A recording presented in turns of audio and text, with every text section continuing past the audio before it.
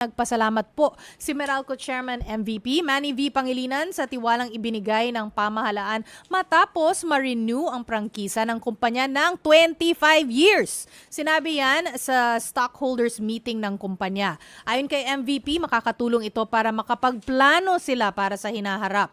Patuloy ang pagbubuti ng serbisyo ng Meralco sa pamamagitan ng digital transformation. Plano rin nilang mag-deploy ng 11 milyong smart meters sa susunod na dekada. Sa Bulacan, itinayo ang Terra Solar, ang pinakamalaking solar at battery storage project sa buong mundo. Yes. Tinalakay din ang mungkahing tanggalin ang 10% tax sa electric bills na posibleng magpapababa sa gastos ng mga consumer. Very grateful to the President for signing the bill, renewing the franchise. Of course, to Congress where the bill emanated, and to the Senate for approving the bill. No? So we're all very grateful, and it does give Meralco a longer runway so we can plan better.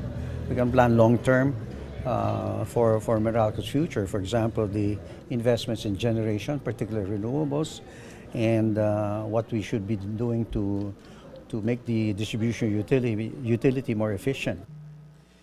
Okay. More power sa ating bossing na si MVP, mga kapatid. Ang Meralco at 1PH sa ilalim po ay sa ilalim po ng Signal ay bahagi ng MVP Group of Companies.